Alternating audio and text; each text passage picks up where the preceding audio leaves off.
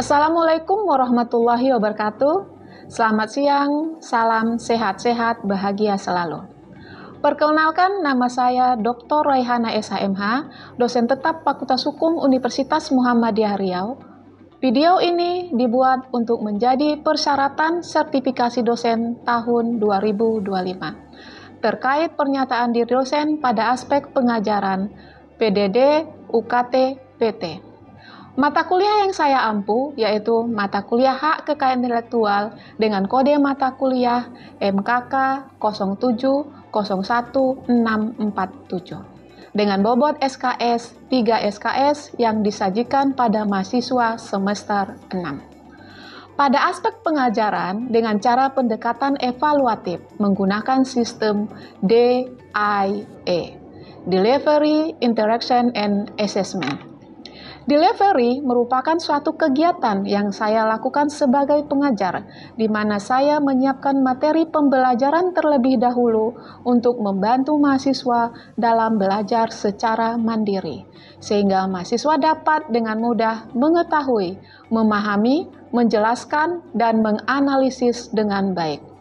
Interaction dimaksudkan bagaimana kegiatan interaksi antara dosen bersama mahasiswa yang dilakukan di ruang kelas untuk membahas mata kuliah agar tercapainya tujuan dari pembelajaran.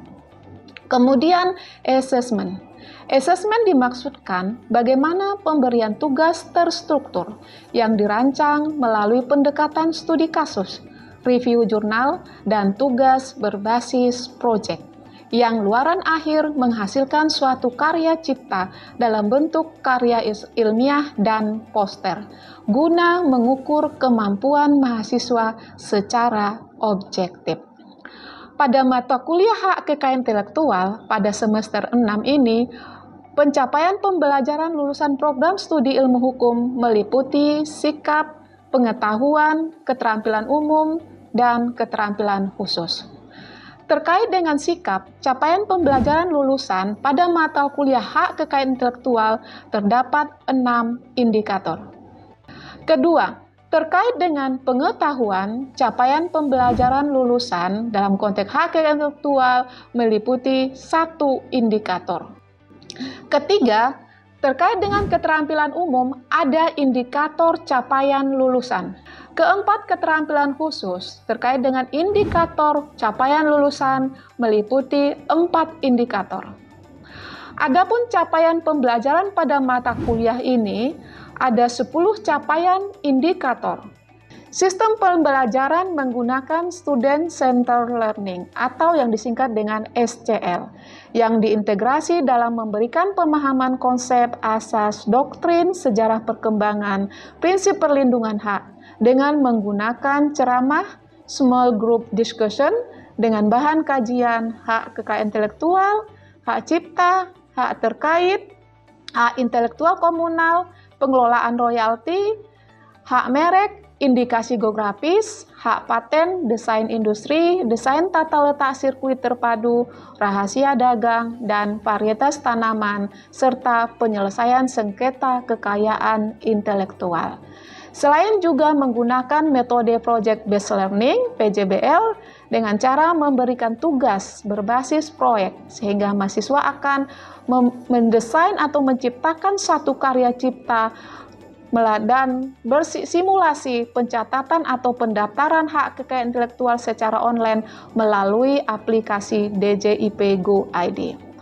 Mata kuliah hak kekayaan intelektual merupakan mata kuliah berbasis luaran, Based Education, Outcome Based Education, atau outcome mata kuliah ini adalah menciptakan satu karya cipta dalam bentuk karya ilmiah dan poster dengan moto pembelajaran satu kelompok, satu hasil karya cipta, SKSHKC.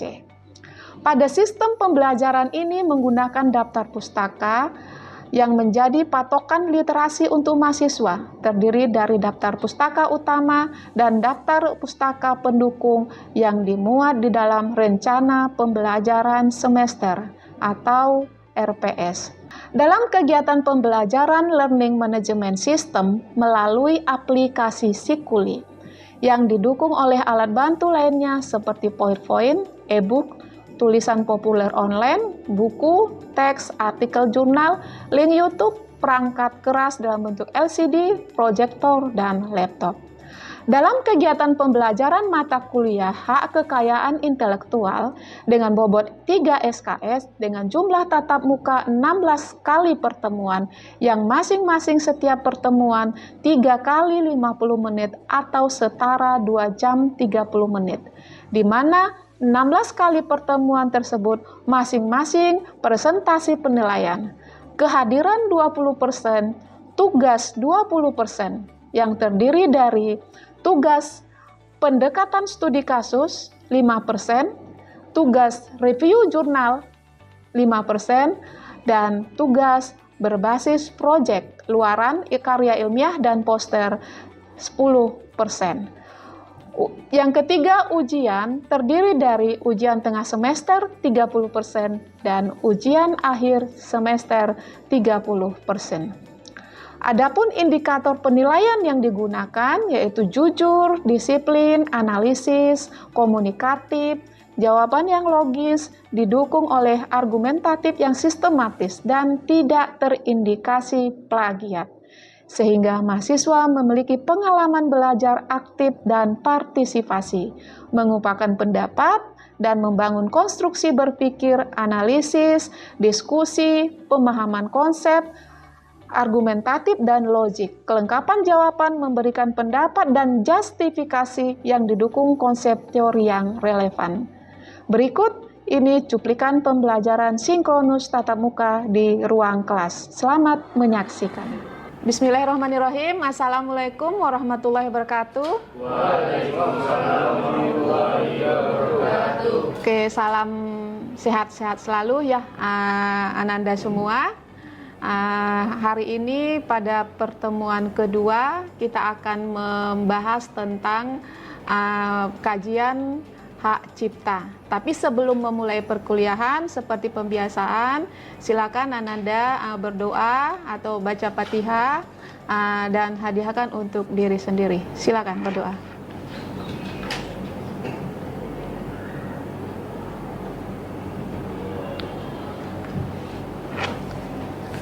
Oke, baiklah.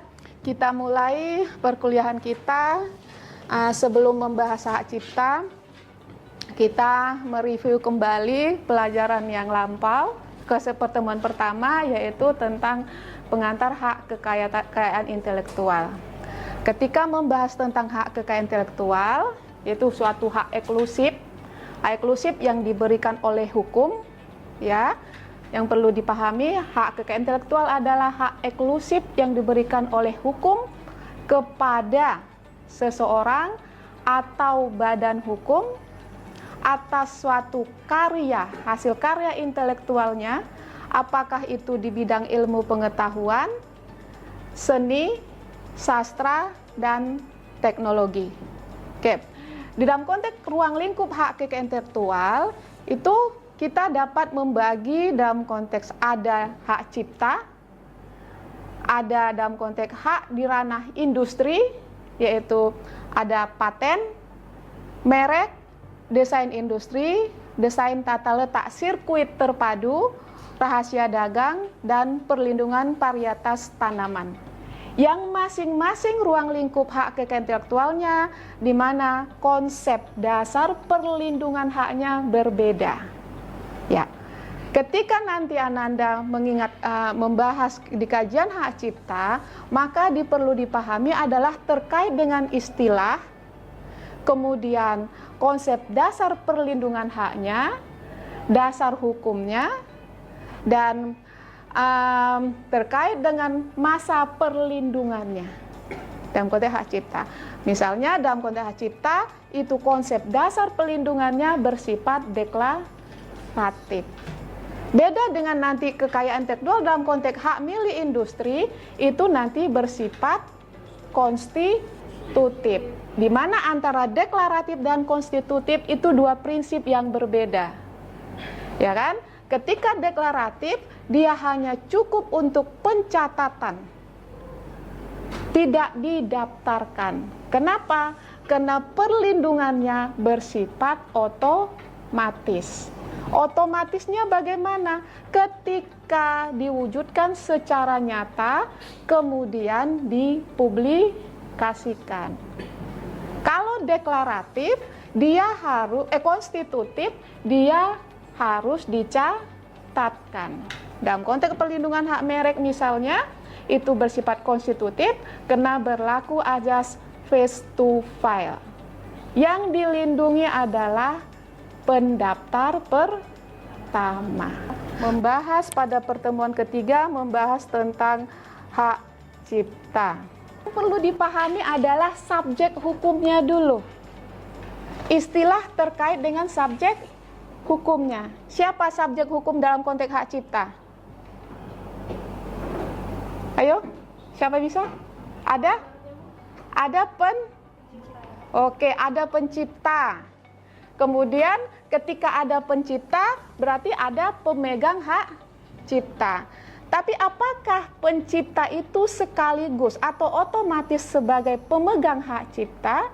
Maka dalam konteks istilah-istilah ini, mahasiswa harus paham dulu. Apa itu pencipta, apa itu pemegang hak cipta. Oke, pencipta itu siapa?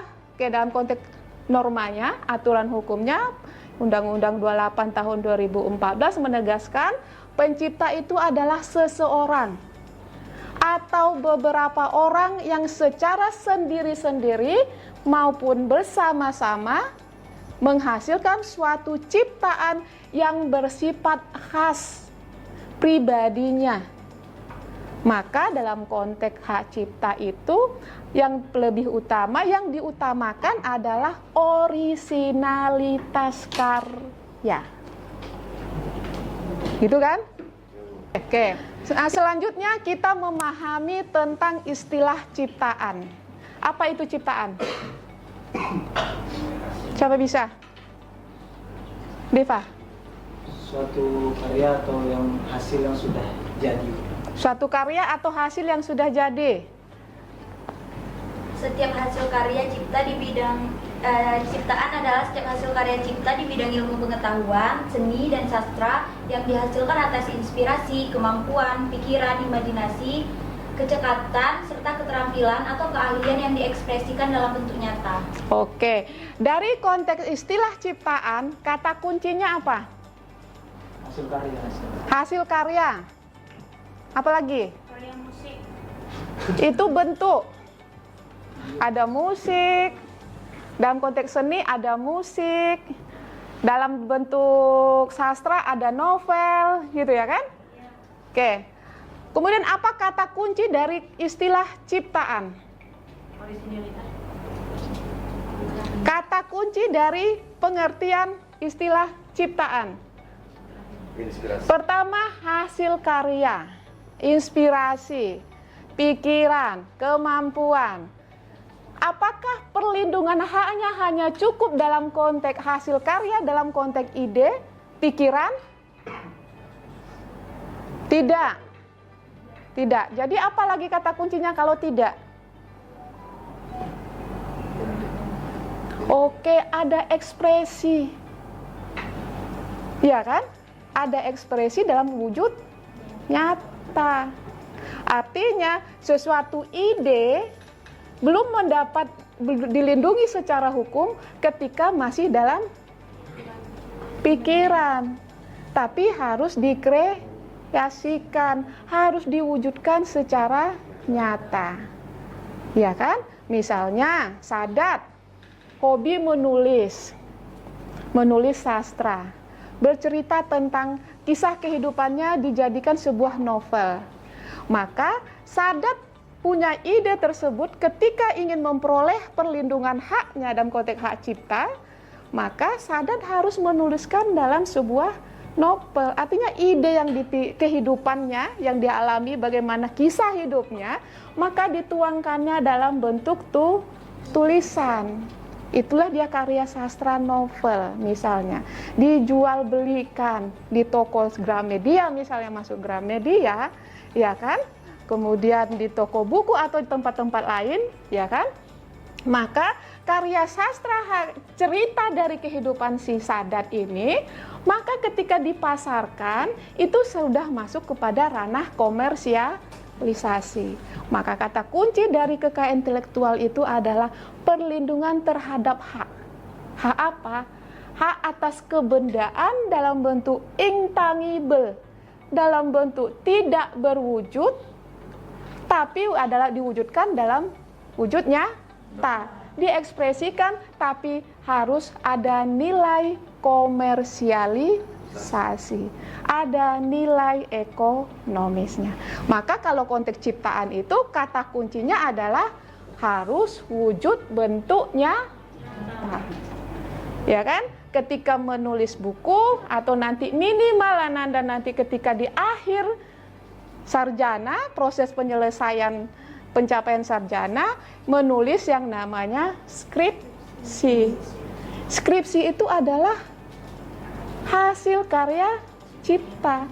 Maka harus ditanamkan dalam diri Ananda, Ananda adalah sebagai pencipta. Minimal nanti laporan KKN. Itu kan dalam konteks karya cipta, karena dipresentasikan. Kemudian nanti laporan hasil skripsi. Karena ide yang ada dalam pikiran diwujudkan dalam bentuk skripsi, diwujud nyatanya skripsi, bukan skripsinya yang dilindungi, tapi ide apa yang dituangkan dalam skripsi. Dan masing-masing orang, masing-masing manusia atau masing-masing pencipta ketika dalam menuangkan ide dalam tulisan itu punya karakteristik sendiri. Ya kan, makanya yang terpenting adalah orisinalitas. Ketika menulis skripsi, maka secara akademik kalau mengutip karya orang lain harus disebutkan sumbernya, sehingga jangan sempat terindikasi yang namanya plagiat. Oke, itu terkait dengan ciptaan yang perlu kalian Ananda tekankan atau prinsipnya adalah wujudnya. Oke, itu ada beberapa contoh, ada buku, ada bahan kuliah, pidato, alat peraga, lagu, drama, karya seni. Iya kan, banyak hal lagi dalam hal konteks wujud nyata yang dikategorikan sebagai wujud nyata. Baik, sekarang kita masuk kepada istilah hak cipta. Hak cipta adalah hak eksklusif pencipta yang timbul secara otomatis setelah karya diwujudkan dalam bentuk nyata dan dipublikasikan. Kata kuncinya apa? Pencipta. Kata kuncinya dari istilah tersebut. Hak eksklusif yang kalau udah dipublikasikan. Oke, pertama hak eksklusif. Yang kedua, ketika diwujudkan dalam bentuk nyata dan dipublikasikan. Terkait dengan hak moral antara si pencipta dengan hasil karya ciptanya itu sebagai satu kesatuan, nggak bisa dipisahkan. Ya kan, makanya ketika Ananda mendengar lagu, selalu ditulis judul lagu pencipta. Ya kan? Kemudian ketika menulis skripsi juga nantinya, ketika melakukan pengutipan, apakah nanti dengan cara footnote atau body note, maka harus disebutkan nama penulis. Judulnya apa? Kota terbit, tahun terbit, dan ditulis di halaman, dikutip halaman berapa. Artinya itu adalah salah satu contoh dalam konteks hak moral, karena terkait dengan orisinalitas. Oke, yang kedua adalah hak ekonomi. Hak ekonomi karena dia adalah hak eksklusif, maka ada batas waktu perlindungan terkait dengan hak ekonominya. Kalau dia dalam bentuk buku, lagu, musik, tulisan, tari, drama, peta, seni, motif, apakah motif batik, songket, gitu kan? Kemudian dan karya-karya sejenisnya, maka masa perlindungannya seumur hidup ditambah 70 tahun. Artinya 70 tahun setelah meninggal. Misalnya penciptanya ternyata bukan satu orang, 3 orang misalnya. Maka ketika pencipta pertama meninggal, itu yang pasnya 70 tahun belum berlaku. Meninggal yang pencipta kedua, itu juga belum berlaku. Tapi ketika pencipta yang ketiga meninggal, maka baru dihitung plus 70 tahun setelah meninggal. Biasanya di tahun berikutnya.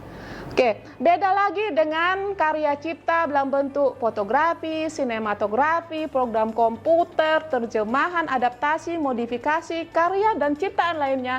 Itu perlindungannya adalah 50 tahun sejak pertama kali dipublikasikan. Oke, yang terakhir ini tentang konteks perlindungan ada yang 25 tahun, ya kan? 25 tahun sejak terkait dengan karya seni terapan. Baiklah, tadi kita sudah membahas tentang hak cipta terkait dengan istilah, konsep, kemudian masa perlindungannya. Silakan bagi Anda yang ingin bertanya, silakan kita masuk ke sesi diskusi. Ya, siapa? Perkenalkan, nama saya Lika.